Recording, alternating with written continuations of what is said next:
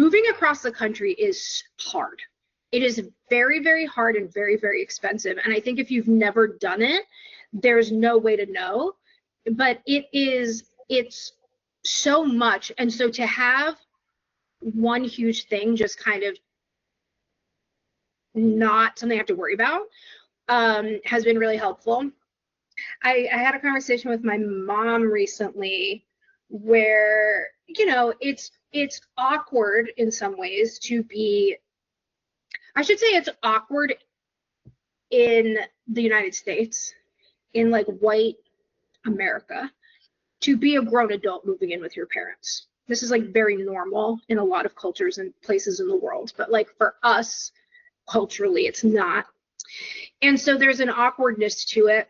But my mom the other day said to me, she said, we're just so excited to like have you and to like to reacquaint ourselves with you as an adult.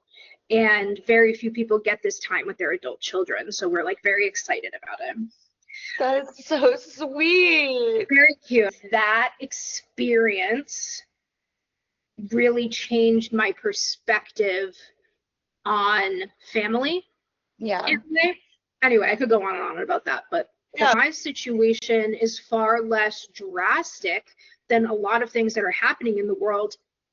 The situation that I'm in is a direct result of late stage capitalism.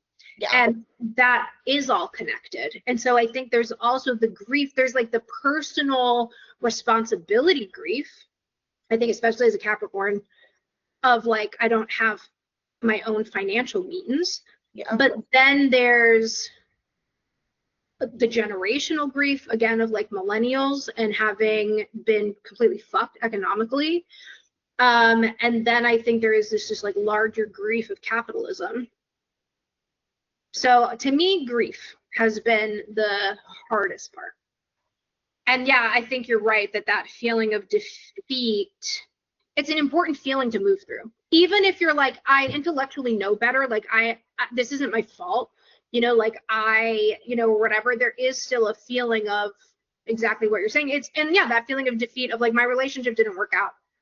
My life in California didn't work out. You know, and it's just like, Jesus Christ, like it does feel like I tried to make this work. And it does feel, and it's okay to let it feel bad.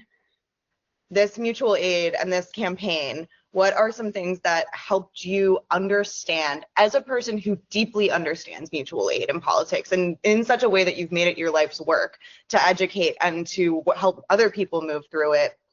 What have you come to understand differently about it, about yourself and about others and community care? That there is enough, that there actually is enough money in the world. There is enough money in the world. It's just that people hoard it. So, and that we all deserve safety and security. That should be like a human right that we all have access to. And so when people redistribute wealth and they share resources, it's possible for us all to be taken care of. I often feel a sense of guilt around money and around not just money, yes, guilt around money and a helplessness around the evils of the world. And so sometimes that can make people feel like there's a hierarchy of need. And not to say that there's not. There are people who are in more need than others, like that is true. But I think that sometimes people can feel like, oh, well, like this person doesn't deserve it as much as this other person. And I think what I'm seeing is, because I don't believe that. I believe we all deserve safety and security. Some of us are just further away from actualizing that or having that, but I think we deserve it to not feel so much anxiety, to be able to like motivate myself to do something like go for a walk, which I just like cannot motivate myself to do.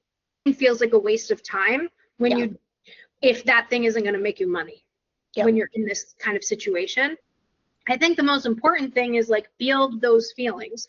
You're not going to escape your situation by pretending that you don't feel what you feel.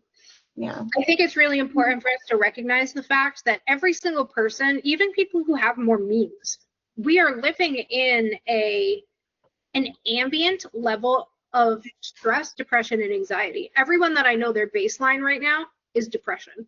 Like that is, that's their baseline. I have found that accepting that rather than fighting it is helpful. So if my body is like, fuck it, like I cannot go on, I must, I must languish, that is what I do. Like balancing that with, but if I give it, obviously if I give in too far to depression and anxiety, that's not going to be good for me either.